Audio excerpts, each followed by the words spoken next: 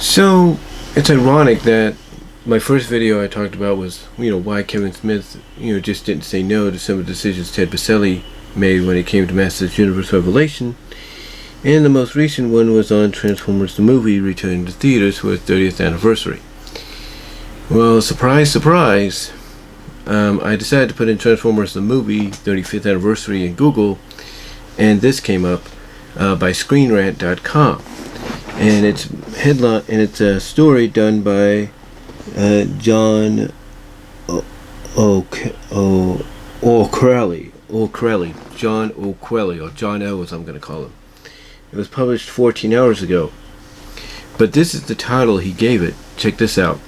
John O gave it this title at Screen Rant, and I quote, "Masters Universe makes the same mistake as the original Transformers movie." That's right. It says exactly that. That Masters Universe makes the same mistake as the original Transformers the movie. We're not talking, and he's not talking the Filmation series, he's talking Revelation. And he says this, and I quote, continuing on, kind of the subheader underneath the headline. This is what it says. Key events in Masters Universe Revelation echo what happened to Optimus Prime in 1986's Transformers the movie, and it angered a segment of fans. More than just a segment. This is what he says, and I quote, and he puts warners, spoilers for Revelation, but I'm pretty sure a lot of us know what happened anyway by now. But this is what John O puts in the article, and I quote, "The first episode of Masters Universe Revelation echoes the same critical mistake made by the rival toy property in 1986's Transformers the movie, created by Kevin Smith." Oh, no, okay, let me reread that. I kind of ran over. It says, and I quote, "The first episode of Masters Universe Revelation echoes the same critical mistakes made by the rival toy property in 1986's Transformers the movie. Created by Kevin Smith, Masters Universe Revelation is a spiritual sequel to the 1980s He-Man and Masters Universe cartoon. However, Smith was given free rein by Mattel to make Revelation a grittier series suiting the adult sensibilities of the core audience who grew up with He-Man. But judging from the backlash Masters Universe Revelation received from a segment of angry fans, more than a segment, the show might have gone too far, which is similar to how Transformers the movie mishandled the fate of the Autobots and Decepticons." Continuing on, and I quote, "Transformers the movie was an animated feature film that got a theatrical release in 1986. For the generation of kids who watched the Transformers every weekday, it was an unheard of miracle to get to see the Autobots and Decepticons take the eternal war to the big screen. Little did fans know that Transformers the movie was actually Hasbro's master plan," and he underlines that saying right there in italics, and he underlines it. Little did fans know that Transformers the movie was actually Hasbro's master plan to kill off the existing toy line to make room for a new crop of robots in disguise. Hasbro, who saw the characters as mere toys to be replaced, gravely miscalculated how attached young fans were to the favorite Autobots and Decepticons. Kids were especially traumatized by the death of Optimus Prime in the first act of the movie. Not only did Optimus die fighting Megatron, who also perished, and he was replaced as Autobot leader by Optimus Prime, where Megatron was rebuilt into Galvatron, kids and their parents revolted against the change in the Transformers cartoon, resurrected the heroic Autobot commander. However, the damage was done, and the Transformers' popularity and toy sales didn't recover. Continuing on. In the first episode of Masters Universe Revelation, Kevin Smith and his creative team made the bold but controversial decision to temporarily kill off He-Man and Skeletor. While both characters were always meant to return, many fans' reactions to the death of He-Man was identical to how kids were flabbergasted by Optimus Prime's death 35 years ago. The anger of the hardcore He-Man fans was pliable, and they resorted to quote-unquote review bombing, which, take that as you will, Master Universe Revelation on Rotten Tomatoes, which is in sharp contrast to the show's incredible high fresh rating among critics. Worse, the incensed segment of fandom rejected taking He-Man off the table in favor of making Teela Revolution's main character, in the same way that Transformer fans hated Hot Rod, Optimus Prime, for replacing Optimus, although the problems with Teela are born from entirely different biases. That's what it says. It says, although the problems with Teela are born from entirely different biases. The difference between Transformers the movie and Master Universe Revelation is that Hasbro's original intent was to kill Optimus. Let me reread that. The difference between Transformers the movie and Master Universe Revelation is that Hasbro's original intent was to kill Optimus Prime off permanently. The toy company was taken aback by the furious fan response, and the TV show quickly walked back Optimus's death. Soon Optimus Prime was depowered back to being Hot Rod, and Optimus was restored as the Autobots' leader and main hero. In contrast, the death of He-Man in Revelation is just a piece of a greater story, and Kevin Smith teased that He-Man will eventually return by season 1's end. In addition,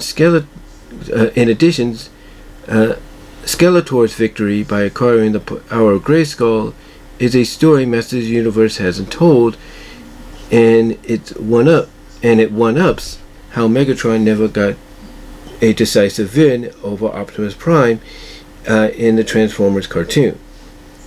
Still, time will tell how much damage was done to the Masters Universe brand by killing off He-Man in Revelation, even if his comeback in the later half of the season 1 was part of the show's design all along. At the very least, Master Universe Revelation's creative team did miscalculate how the hardcore fans okay, let me reread that.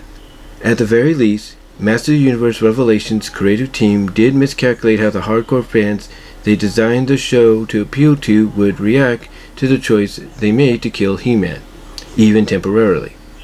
Decades later, Optimus Prime's death in Transformers the movie was mimicked in Michael Bay's Transformers live-action films, and it no longer has any real impact, so perhaps the same will eventually happen for He-Man, as well. And I'm sorry if I kind of read that in a sloppy way. I do apologize.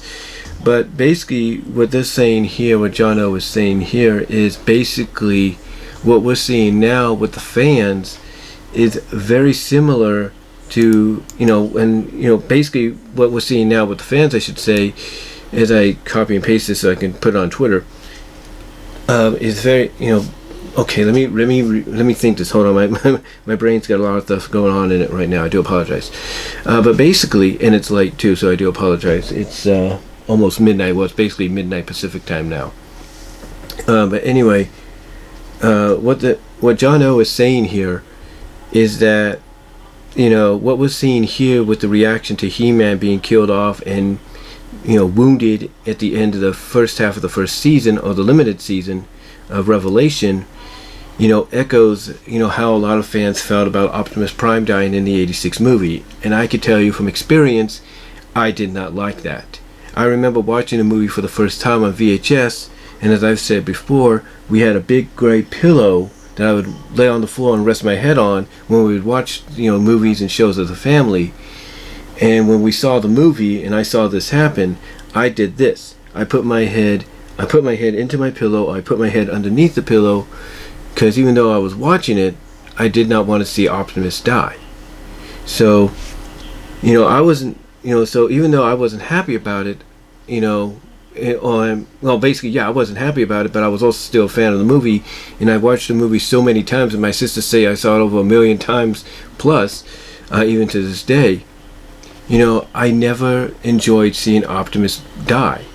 And despite what John O says, let me correct him on this. fans, even though they've gotten used to this moment, it's still hard to see. It's still hard to view, because it's a reminder of the fact that sometimes companies like Hasbro and Mattel, they may make money off these animated adaptations, but to them it's nothing more than a toy property. But here's the thing with Mattel, as I've said before in another video, I think Mattel's going to see the backlash of toy sales, just like Hasbro saw, just as John O mentions here that Hasbro saw with the toy sales on Transformers.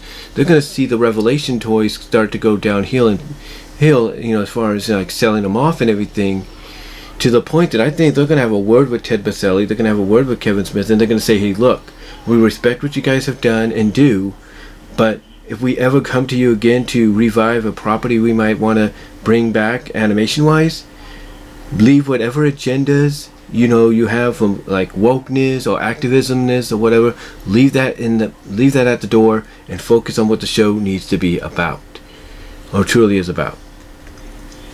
So that's what I feel is going to happen. But yeah, the toy sales were not good. Toy sales were not good for them, and all I'm going to say is this. I can understand the similarities they're talking about. I think a lot of people could see the similarities that they're talking about, and all I could say is hopefully Mattel, once they see their toy sales go down, if they do, mostly with the release of the second wave of the Revelation line, hopefully they realize, okay, maybe this was a mistake, and again, hopefully they have a talk with Smith and they're like, Smith, if we're going to bring you on again to do something on Netflix, if you're going to bring them on again and we hire you guys on to help us again, leave whatever agendas you have from an activism, wokeness standpoint at the door. I think that's what's going to happen. So anyway, though, guys, I do apologize if I was kind of like sluggish reading that. Like I said, it's late, and I do apologize. I will link the article in the description down below so you can check it out. But yeah, they say it themselves on Screen Rant, basically, that Masters of the Universe Revelation, Kevin Smith and Ted Biaselli and all of them, basically made the same mistake that Hasbro made with the Transformers '86 movie. So yeah, we'll see how they recover from that. Hopefully, what Robert David originally wanted to do, and according to rumors, is probably going to become reality in the second half of this first season or limited season. Hopefully that occurs, and they can make up for what they did.